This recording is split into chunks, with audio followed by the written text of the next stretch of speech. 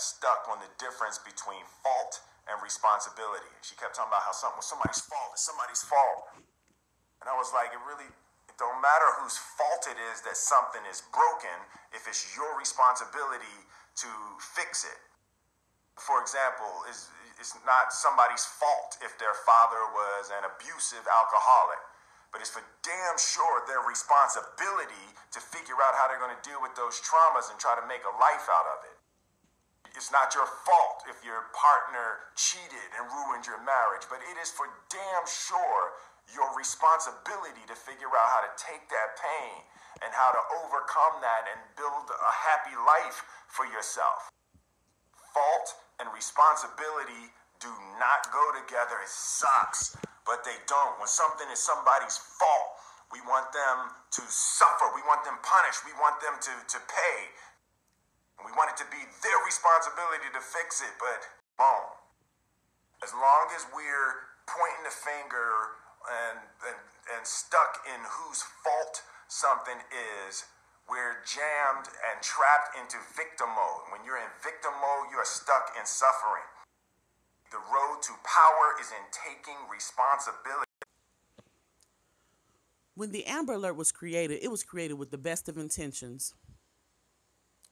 A family's daughter had come up missing and was later found dead.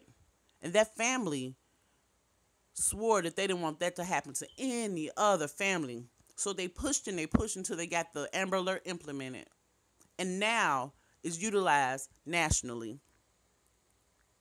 The shitty part is, in today's society, it's being utilized in bias. There's a whole demographic that's being neglected when it comes to this thing that was put in place to protect our children. This thing that's supposed to support them coming home.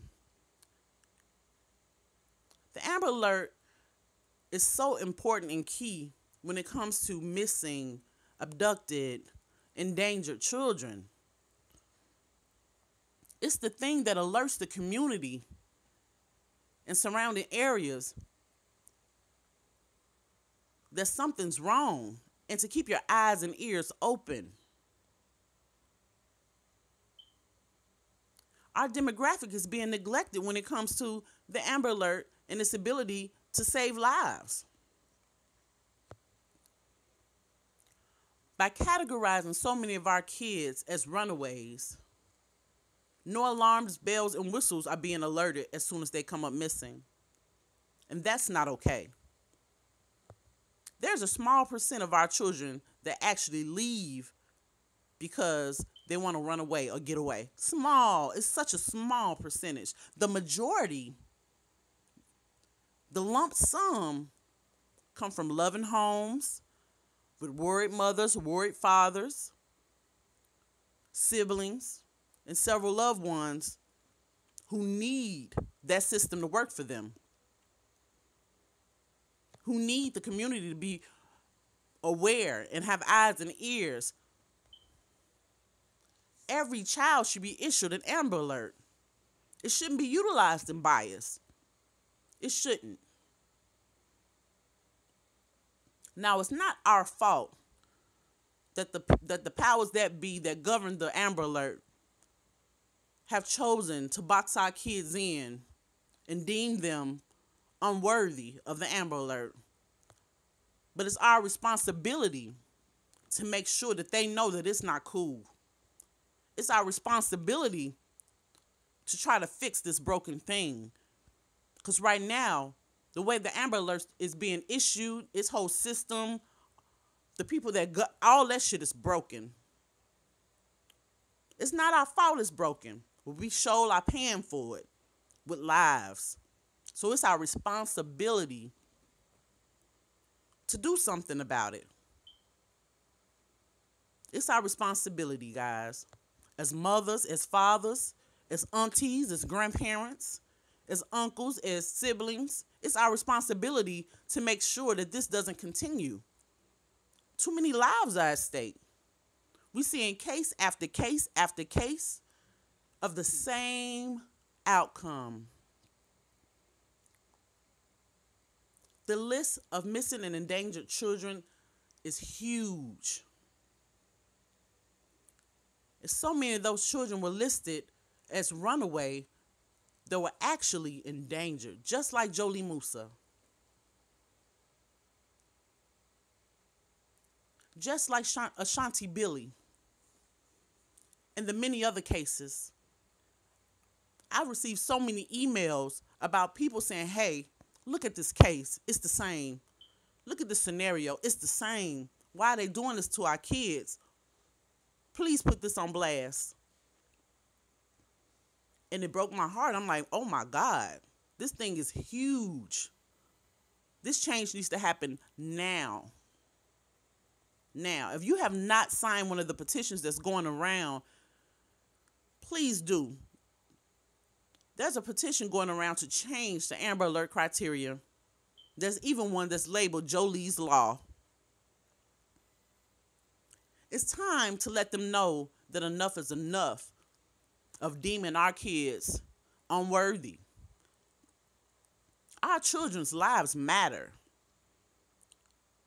Parents' concerns matter. It's time to do something about it, y'all. Oh, we real mouthy. We pump our fists. We talk a little shit. Now it's time to get active.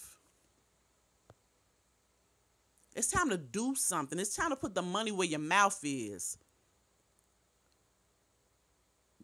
Jholie Moussa could have been your child. Ashanti Billy could have been your daughter, your sibling, your niece, your nephew. Our demographic is being done so wrong in a major way. In a major way. And it's time for the communities worldwide to unite and say, hey, enough is enough. Period.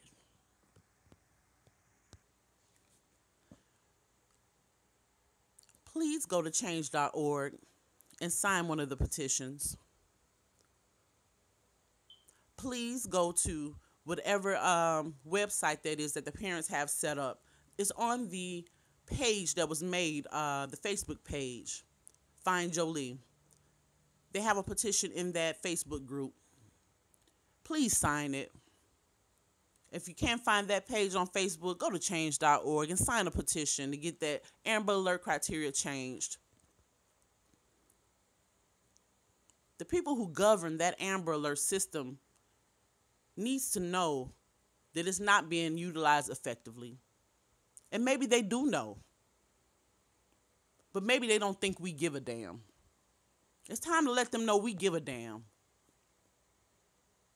Our kids matter. Their lives matter. And the communities are getting tired of RIP. Period. This your girl, Tanika Nikki.